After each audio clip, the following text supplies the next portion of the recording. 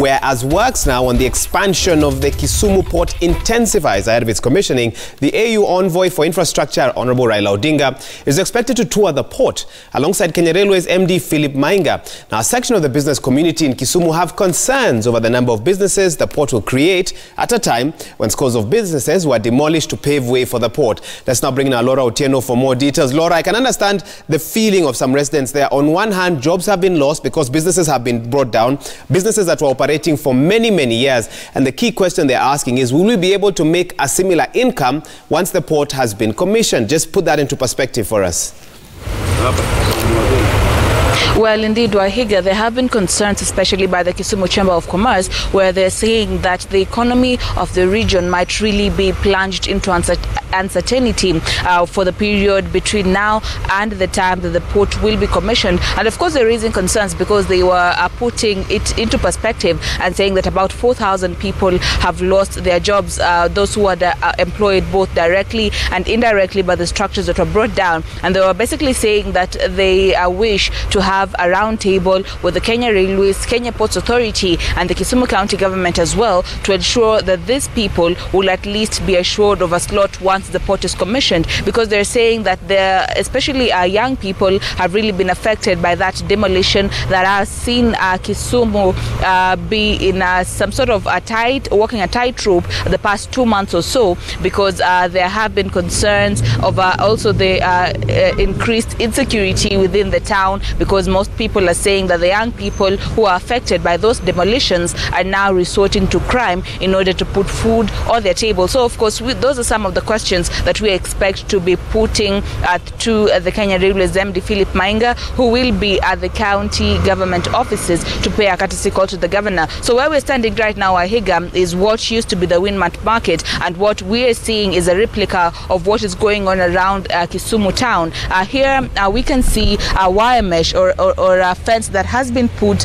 across this place, and we are reliably informed that the Kenya Railways had handed over the land that it used to possess to the Kenya Ports Authority in preparations for the expansion of the 3 billion shillings Kisumu port. So the wire, or the chicken wire that has been put around this place extends all the way down to Luagne Beach as well as Obote Road, where there are enterprises that have been standing there for as long as 30 years. And of course, the concerns that they were raising is that some of them had acquired 90-year leases and 99-year leases from the Kenya Railways Corporation, and they're just wondering what their fate would be after the repossession of that land by the Kenya Ports Authority. So, of course, those are some of the thorny questions that we will be putting across to the Kenya Railways MD, and of course, Raila Odinga will be accompanying the MD to tour the port where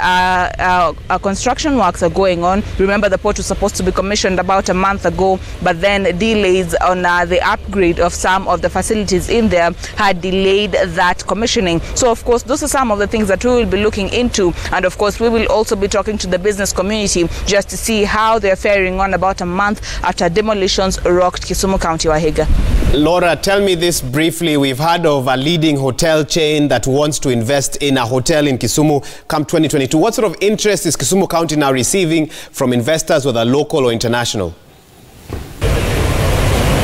Well, indeed, Wahiga, remember, Kisumu County is geared to be hosting the AfriCity Summit 2021. So, of course, there have been interests by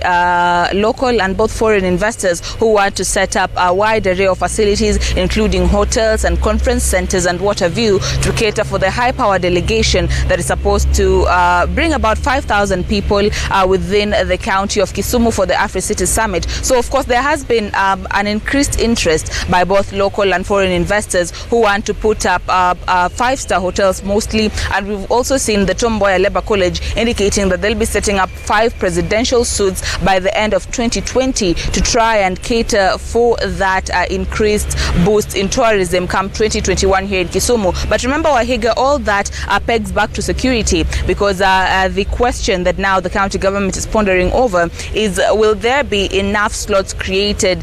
in terms of employment for the young people who have been affected by the demolition demolitions, because in as much as foreign and local investors are coming to put up their businesses, they would be requiring some sort of guarantee that their businesses are safe. Remember, I had earlier indicated that there has been an influx of unemployment following the demolitions witnessed in Kisumu. So, of course, the county government is still in talks with the investors to assure them that security will be enhanced to ensure that their businesses are safe. And, of course, maybe those chains of hotels that are also expressing interest to set up in Kisumu will be taking some of those affected by those demolitions and boosting with the numbers of those that will be absorbed by the port to ensure that unemployment is curbed within the county, Wahiga.